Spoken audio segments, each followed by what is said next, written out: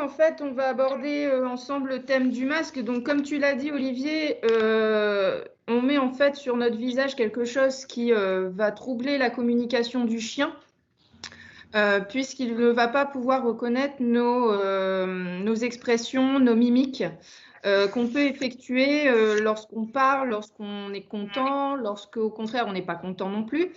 Et donc, il va moins bien nous lire. Cependant, il faut aussi savoir que on peut travailler certaines demandes via les gestes. Et donc, on va peut-être devoir parler plus fort et faire plus de gestes pour que notre chien puisse nous comprendre. Alors, sans pour autant devenir une vraie girouette, hein, ce n'est pas le but non plus, parce qu'il faudra être alors cohérent.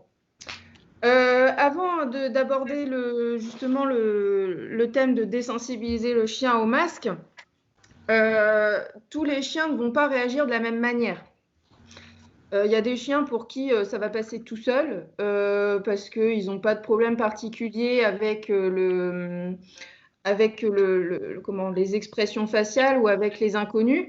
Il y a des chiens qui peuvent être un petit peu plus peureux et qui, eux, pourront se demander un peu ce qui se passe. Et il y a des chiens aussi qui ont énormément besoin de voir le visage de leur maître ou des inconnus pour savoir comment réagir. Ces chiens-là vont être un petit peu plus perturbés et donc c'est pour ça qu'on doit leur apprendre en fait à porter le masque.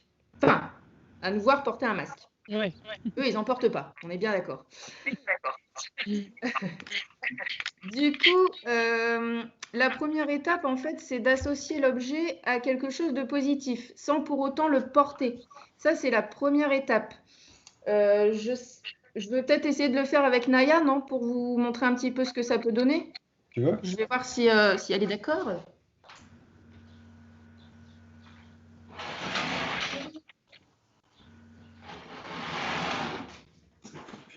Ça sera peut-être un petit peu plus parlant pour tout le monde. Alors, du coup, il faut que j'enlève le flou. Ou à moi, oh, pardon. C'est parce que voilà.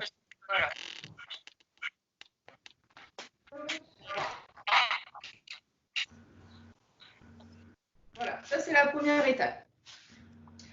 Ça peut durer quelques secondes, ça peut durer quelques minutes, peu importe. L'important c'est que cet objet devienne positif, qu'elle se rende compte qu'il n'y a rien à craindre en fait avec le masque.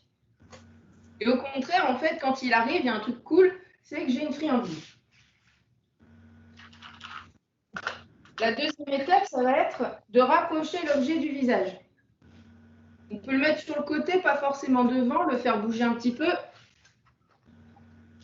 Bon, je vais vite, hein, mais tout ça, c'est plus détaillé dans le document qui est sur le site.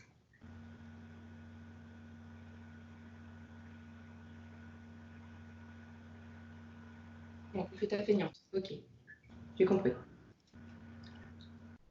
Voilà. Il est près du visage, il n'est pas forcément devant.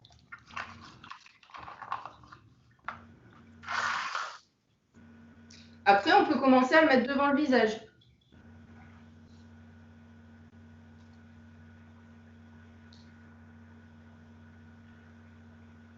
Voilà, il n'y a pas de peur, elle s'en fiche. J'ai jeté une friandise, elle se demande si elle va aller la chercher. Hein. Bon, Naya n'est pas une grande active. Hop. Et voilà, donc vous voyez, j'ai plus du tout la même apparence en fait pour mon chien. Okay. Mais elle ne réagit pas. Ça, c'est la troisième étape. La troisième étape, c'est le moment où on va porter le masque.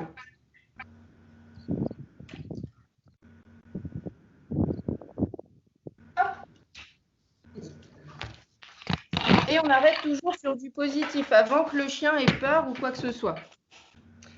Ça, c'est les trois différentes étapes. Après, il y a une dernière étape qu'on peut faire. C'est à ce moment-là, en fait, banaliser complètement le masque. C'est-à-dire que vous pouvez le porter de temps en temps à la maison, pendant un laps de temps plus ou moins long, plus ou moins... vous pouvez être actif, vous pouvez être... comment dirais-je en train de regarder la télé, en train de faire la vaisselle, peu importe, mais vous pouvez le porter pour le rendre complètement anodin. Que votre chien, en fait, vous voit avec et ne se pose même pas de questions. Et là, on n'est pas forcément obligé de donner des friandises puisqu'on l'a fait avant et qu'il a très bien associé le port du masque à quelque chose d'agréable. Il n'en a pas peur et à ce moment-là, voilà, on peut le porter. Oui, je vais trouver la porte.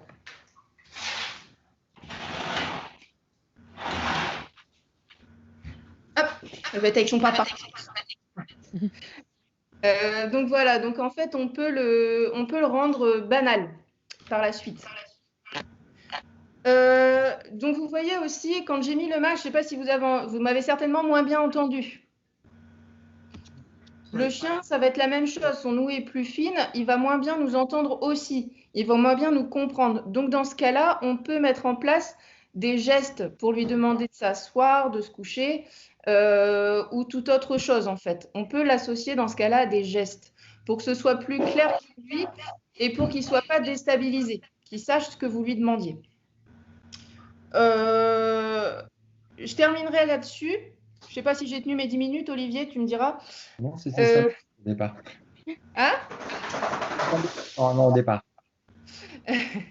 Et en fait, la dernière chose sur laquelle j'appuierai, c'est que tous les masques ne se ressemblent pas et du coup, on n'a pas forcément la même allure avec nos masques. Donc, si vous en avez de différentes formes à la maison, refaites l'exercice avec chaque forme de masque. Vous pouvez en avoir avec des becs de canard, donc les FFP2.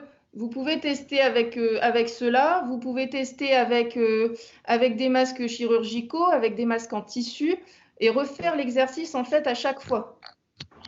Parce qu'on n'aura pas la même apparence, tout simplement. Pourquoi tu joues? Je crois que j'ai fini. Ouais. Enregistrement pour la partie d'Anna.